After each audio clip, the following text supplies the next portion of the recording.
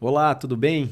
Tudo jóia? Sejam muito bem-vindos a mais um bate-papo, mais um podcast aqui da Facioli, para a gente discutir um tema que é extremamente relevante para os negócios, que eu acredito que está fazendo parte, eventualmente, ou da sua vida como profissional aí dentro de uma organização, ou da vida de algum profissional que você conheça, ou mesmo um tema que você já ouviu falar e queira se aprofundar um pouco. Hoje nós vamos bater um papo aqui com o nosso diretor, o Dimas, a respeito de gestão da mudança.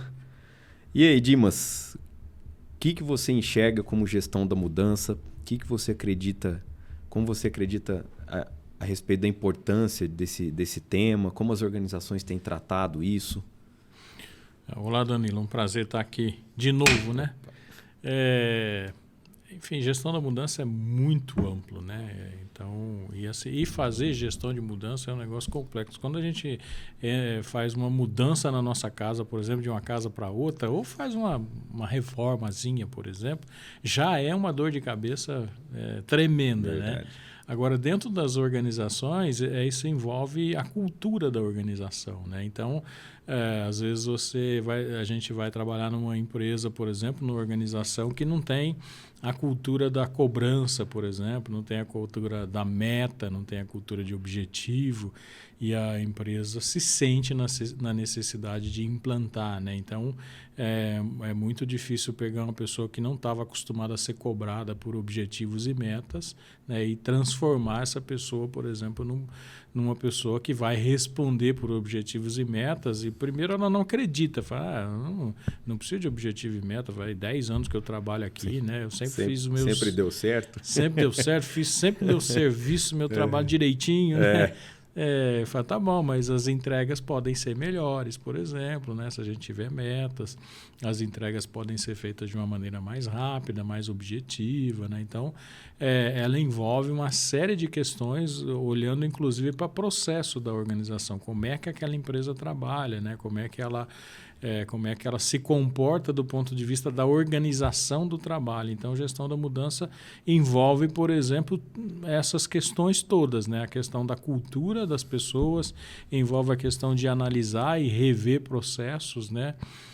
Envolve a implantação de metodologias de controle, por exemplo, que às vezes a empresa não tinha, né? Envolve, por exemplo, todo o ferramental relacionado a pessoas, né? Porque a mudança afeta as pessoas, afeta o negócio da organização, mas afeta fundamentalmente as pessoas. Imagine uma empresa, por exemplo, que é adquirida por uma outra organização. A cultura que vai permanecer, muito provavelmente, é a cultura da empresa que comprou essa organização, porque é assim que ela acredita, daquela forma que ela acredita, né? E as pessoas vão resistir, naturalmente vão resistir, né? Então, o processo de gestão da mudança envolve esses percalços todos aí, precisa ser muito bem estruturado, precisa ser muito bem planejado. E a gente já teve experiências, por exemplo, com implantação de softwares que não deram certo porque as pessoas não foram preparadas para aquilo, porque as pessoas foram surpreendidas e porque não se mapeou o nível de resistência das pessoas, por exemplo, a essa nova tecnologia, e a empresa acabou. E assim, as pessoas sempre vão recorrer àquilo que elas têm domínio, né? Então, se você mudou um software, ela está acostumada a fazer, a imprimir ou analisar um determinado relatório, você muda a forma, por exemplo, como imputar os dados dentro daquela organização, quanto mais você tirar um relatório diferente do que ela está acostumada. Fala que essa linha não está no mesmo lugar que eu queria que tivesse, enfim. Então, a gente já assistiu, você assistiu junto comigo, empresas que acabaram desistindo de investimentos vultuosos, investimentos de 5, 6 milhões de reais, por exemplo, no ERP, e acabaram desistindo do software. Porque não preparou a organização, as pessoas, os processos para essa nova mudança. Ou também que implementaram com todos os defeitos que eu tinha, né? Então, a gente chegou, por exemplo, na organização e analisou, e isso é real, por exemplo, para tirar um motor de um caminhão e colocar em outro, por exemplo, aquele outro caminhão estava com todos os outros recursos disponíveis, diferencial, freio, etc., estava tudo funcionando, e o motor não estava bom, eu queria botar um motor ali. o profissional da área da oficina lá entrava em 42 telas diferentes para poder fazer isso acontecer dentro do sistema. Então, o sistema foi estruturado com todo o defeito que a organização tinha, né? Então, todas essas questões precisam ser muito bem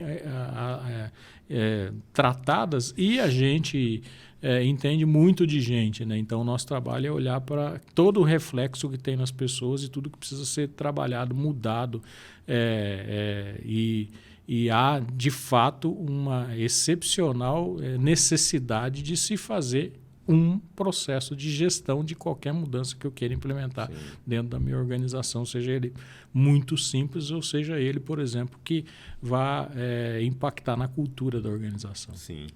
Lembrando, né, Dimas, para quem está nos assistindo, que a gestão da mudança, embora ela sempre seja discutida, sempre não, né, mas na maioria das vezes os artigos que nós lemos na internet, vídeos, atrelem a gestão da mudança a processos de transformação digital, tecnológica, ele não é utilizado só para isso, né?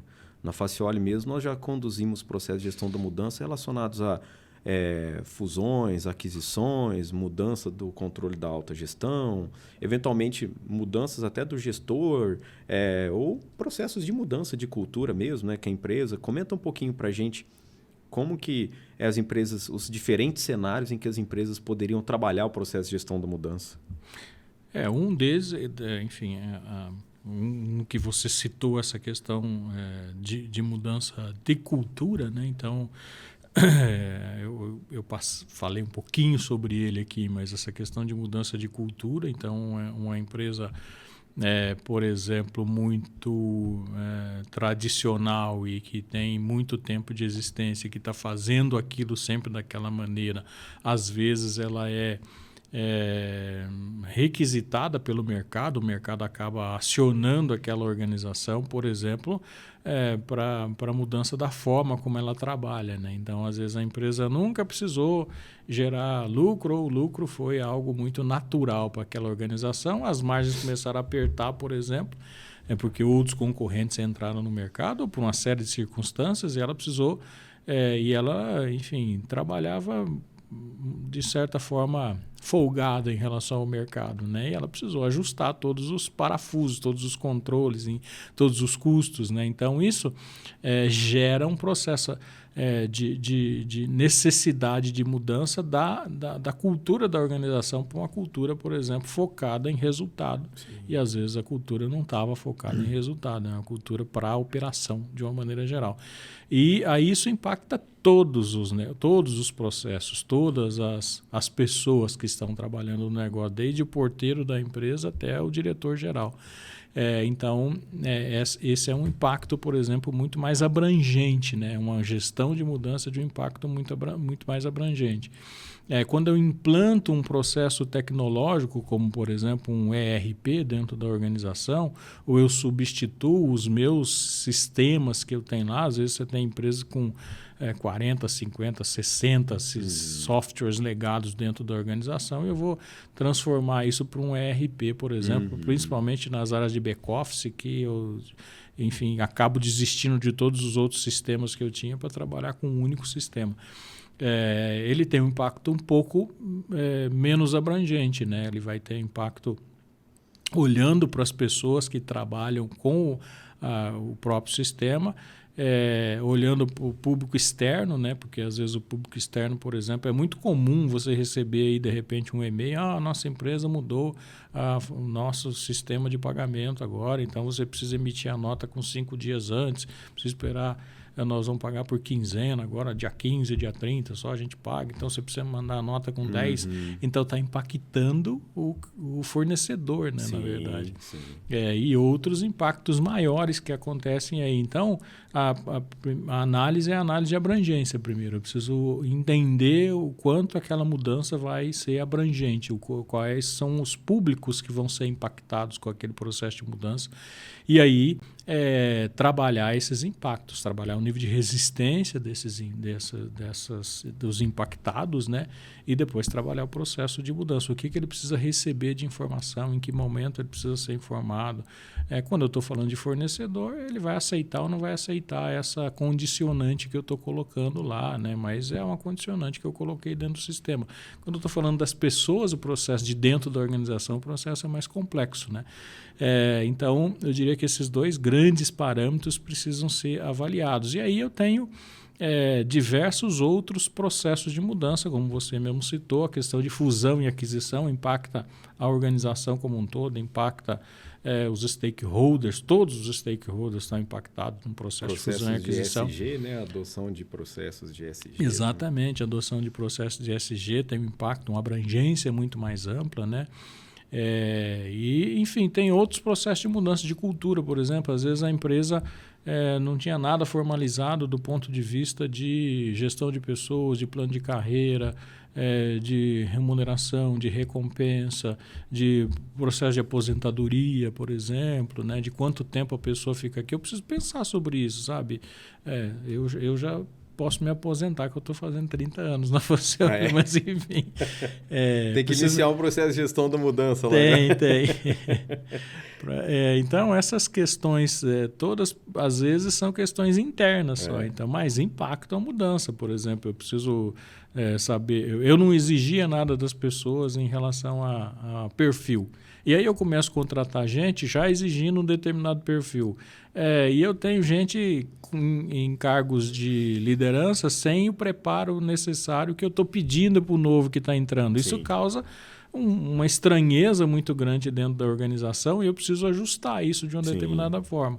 Então, assim, a gestão da mudança é muito ampla, mas ela precisa identificar de início qual é a abrangência dessa mudança e quem são os impactados com ela para se poder fazer um trabalho a contento e para poder ter sucesso nisso. Uma outra coisa é dimensionamento de time, né? Às vezes eu quero fazer esse processo num time que não está compatível com os resultados que eu preciso, né? Então ela não pode ser nem tão curta, nem tão longa, porque senão ela acaba não tendo impacto. Ela precisa ter um tempo altamente definido e assim, qualitativamente definido para a gente poder, de fato, ter um resultado concreto. Então, não posso demorar muito, nem eu posso ser muito ligeiro no processo de mudança. É óbvio que tem coisas que precisam acontecer da noite para o dia.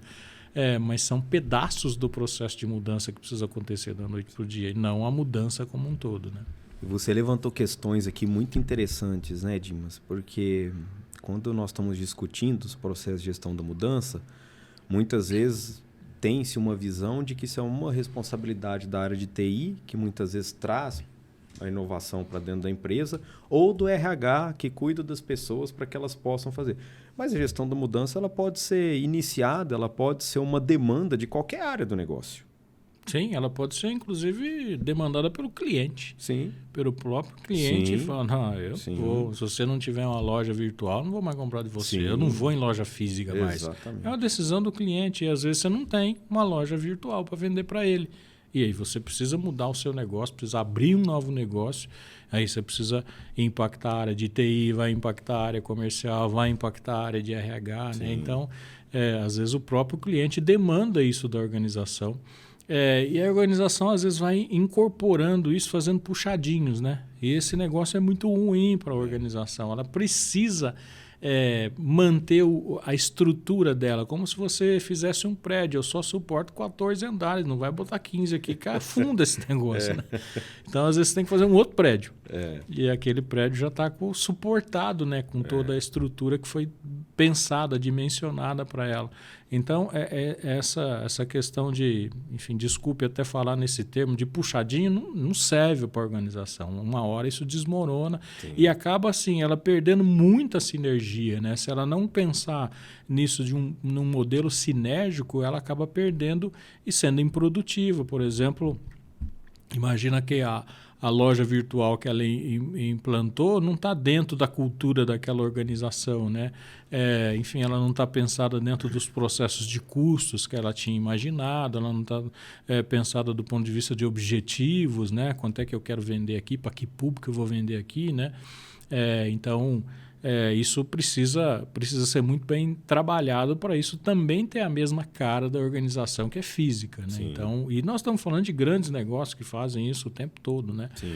Às vezes você entra, por exemplo, eu quero comprar determinado produto. Ele não tem isso na loja dele, mas ele vai te indicar quem são todos os outros vendedores virtuais. Hoje qualquer organização tem esse processo que é um processo virtual e ele veio para ficar, não vai acabar esse negócio. Eu não tenho loja física mais, né? Nós estamos falando vai ter loja física, vai ter loja virtual, vai ter misto, vai ter de tudo. E nós estamos falando de empresas pequenas, nós estamos falando de grandes organizações. Sempre quando a empresa for maior, o impacto é sempre maior, o impacto é muito mais complexo para aquela organização do que com uma organização menor. Mas pense muito sobre essa questão de fazer puxadinhos que não dá muito certo, não. Então, assim, a gente pode pensar, né, dentro de uma linha de raciocínio que o processo de gestão da mudança ele é quase um cuidado que os gestores, a alta gestão e a liderança da empresa precisa ter antes de implementar mudanças relevantes, significativas e impactantes para o negócio, né, Dimas? Se eu for implementar algo que seja muito transformador para o negócio, pode até ser que esteja na moda, pode ser que seja uma demanda de um stakeholder, do meu cliente ou da comunidade onde eu vivo, enfim. Pode ser uma demanda, mas a minha organização está preparada para isso? Que tipo de processo de gestão, de mudança eu preciso conduzir ali? E também a gente tem observado, Dimas, que isso qualquer pessoa que está nos assistindo aqui pode observar, que a competência e gestão da mudança está sendo demandada para cargos de diversas áreas da organização. Não é uma demanda de RH, não é uma demanda de TI. Então, abre um cargo ali de alta gestão ou de gerente mesmo para determinada área, que seja suprimentos, comercial, enfim. Está lá a competência, conhecimento sobre gestão da mudança, né?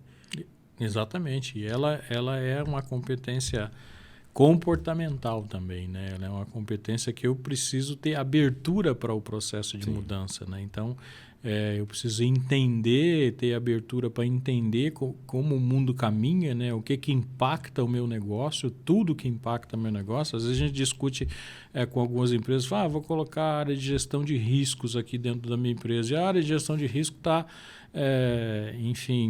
olhando só para os riscos de controles internos, né? E eu tenho uma série de outros riscos que eu preciso analisar, por exemplo, que é o risco ambiental, né? Você disse isso, né? Que é essa questão do risco dos concorrentes, né? Enfim, tudo aquilo que é risco para o meu negócio precisa estar dentro de gestão de risco. Sim. E às vezes eu implanto ela muito acanhadamente, né? E aí ela não resolve o meu problema. Eu implantei, mas não resolveu. Não resolveu porque você de fato, não olhou para todos os ângulos que você precisa olhar, né? Então, essa questão da gestão da mudança como uma competência, ela tem essa visão, que é a visão de amplitude que você precisa ter em relação a tudo que impacta o seu negócio. Tem a própria predisposição para fazer o processo, né? Para pensar sobre um processo de mudança, qual é a mais adequada, qual é a que eu posso colocar nesse momento, em que time e em que tempo eu preciso fazer esse processo de implementação e fazer a implementação propriamente dita, né? Então, esses 3 componentes estão dentro da competência e gestão de mudança, que de fato é uma exigência do mercado hoje. Qualquer profissional precisa ter isso. E ela se dá de maneira, eu estou falando aqui de competência comportamental, mas ela se dá de maneira prática, né? O quanto de fato eu fiz isso, ou o quanto de fato eu fui contra o processo, ou de quanto de fato eu estou sendo não declaradamente, né? Mas eu de fato não estou contribuindo para o processo de mudança. Então a gente consegue entender, as empresas entendem muito facilmente o quanto essa pessoa está sendo aplicada, né, na questão da gestão da mudança, ou ela está sendo contra o processo de gestão de mudança, ou ela está atrasando o processo como um todo, né? Então, de fato, é uma competência que os gestores, de uma maneira geral, precisam ter pleno domínio, e é um processo constante. A gente falou aqui num dos podcasts que você me convidou dos 30 anos que a gente existe, e o quanto isso foi mudando, né, ao longo do tempo. E mudança é algo constante, ela nunca vai acabar. Vai ter um momento que a gente vai parar com mudança? Nunca. Enfim, eu acredito nisso, eu acho que qualquer organização sabe que não tem um momento que estabiliza. Nós temos placa tectônica se movimentando o tempo todo nas organizações. Né? Uma coisa que acontece muito, né, Dimas, e eu tenho certeza que você vai lembrar de diversos cases aí entre as suas memórias de trabalho nas organizações, é a preocupação que as empresas têm de conduzir processos de mudança levando em consideração, eventualmente, um público interno que, às vezes, ou tem mais tempo ou, eventualmente, não tem menos tempo, porque o fato de ser resistente não quer dizer uma coisa estritamente ligada à idade, né, dentro da empresa, mas tem receio de conduzir processo de mudança pensando em determinadas pessoas. Né? E isso não estou falando do RH, uma preocupação exclusiva do RH, né, Dimas? Isso aparece diversas vezes. Né? Então, a empresa precisa passar por alguma mudança.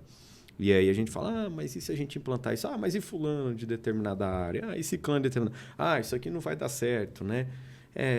Que dica que você daria para as empresas, nesse caso, que tem essa dificuldade, né? De trabalhar o desenvolvimento das pessoas, né? Para que tenham o mesmo direcionamento, para que pensem de acordo com os objetivos de longo prazo da empresa, porque se a empresa não pensar para frente, ela vai acabar ficando para trás, vai ficar ultrapassada, né? Sim, sem dúvida, né? Nós trabalhamos com gente, com pessoas, né? E as pessoas precisam o tempo todo, e a gente vem trabalhando com isso, precisam se transformar, né? Elas precisam evoluir de uma maneira geral. E a gente evolui, né? Senão a gente seria criança até hoje, né? Então, naturalmente, a gente nasceu para evoluir. É que tem gente que estaciona num determinado ponto e, enfim, não vai, né? O trem passa e eu estou ali sentado no banco esperando qual é o melhor trem para eu montar. Então, não dá para ser assim, né? Então, a empresa precisa repactuar um contrato com essas pessoas de uma maneira geral. Quando ela consegue enxergar essas pessoas, determinada pessoa, e eu preciso mudar, eu preciso repactuar com essa pessoa. Se ela entender que é bom para ela, ela vai para esse novo momento para a organização. Se eu precisar dessa pessoa, do conhecimento dela, do know-how dela, do quanto ela é contributiva ainda para o negócio, é uma questão de repactuar o papel dela, repactuar os resultados que ela precisa trazer, e ela entender que isso vai ser bom para ela, sabe? Então, é um processo de repactuar. Se não tiver acordo, eu preciso substituir, ou ela vai para um outro lugar que eu tiver, que eu tiver dentro da minha organização, que dá para aproveitar o know-how, o conhecimento dela, ou a gente vai entrar num acordo de as pessoas não ficarem mais na minha organização. Enfim, vou ajudar ela até num processo de desligamento. Tem muita gente que fica o tempo todo, a vida toda, ainda existem pessoas que ficaram o tempo todo dentro de uma empresa. Então, por isso que ela precisa ter processos que vão fazer esse processo de sucessão, né? Então, um plano de sucessão é muito importante para essa pessoa saber que ela vai estar amparada, por exemplo, quando ela sair da organização, enfim, quando ela se aposentar, e a própria organização já deixar definido, né, num projeto de sucessão, qual é o tempo máximo que uma pessoa fica aqui, qual a idade, por exemplo. E você tem razão, a resistência não está em relação à idade, né? Está em relação a uma série de outras circunstâncias e formas de pensar das pessoas, né? E modelo mental, ela não está. Você tem gente com mais idade que é muito mais hábil no processo de mudança, ou está muito mais aberto do que quem é mais novo. Às vezes você tem resistência em quem é mais novo. Isso não está relacionado diretamente, você tem razão em relação à questão da idade ou tempo de casa da pessoa, o tempo de trabalho, né? Sim. É muito mais esse modelo. Então, mas assim, eu preciso pensar num processo de sucessão até para aproveitar as pessoas, né? Que senão eu vou ter um diretor o resto da vida ocupando uma cadeira, ninguém ocupa aquela cadeira mais. Eu fico cerceando a possibilidade de aproveitar pessoas com competência suficiente para assumir aquilo. Sim. Então, o projeto de sucessão também faz parte do plano de gestão de mudanças, né? Sim. A Forbes até divulgou um material, né, que demonstra quantos anos as empresas demoraram para se transformar e a valorização que elas tiveram nas ações, né? Então, tem empresas ali que, dentro de um processo de 5 anos, tiveram valorizações superiores a 100%, 150% no valor das ações, né? A Microsoft, por exemplo, conduziu um processo de gestão da mudança e mudou substancialmente os produtos que ela vende, né, nos últimos anos, o foco dela. Talvez se a Microsoft fosse olhar há alguns anos atrás o que gerava maior faturamento para ela, talvez seguramente deve ser, né, bem diferente do que gera maior faturamento para ela hoje, né? E nesse meio do caminho ela também cometeu alguns equívocos, né? Como, por exemplo, entrar no mobile, né, gerar um sistema operacional para celular e não deu certo. E aí teve que se repensar diversas vezes durante esse processo. Então a gestão da mudança é uma ferramenta, embora possa parecer doloroso, né? Como nós estamos conversando aqui, mudar pensamento de mudança parece doloroso, mas ele é gerador de riqueza para o negócio também, né, Dimas? Sim, ele é gerador de riqueza. Se a empresa não se transformar, ela não vai aproveitar a oportunidade que está na frente dela, né?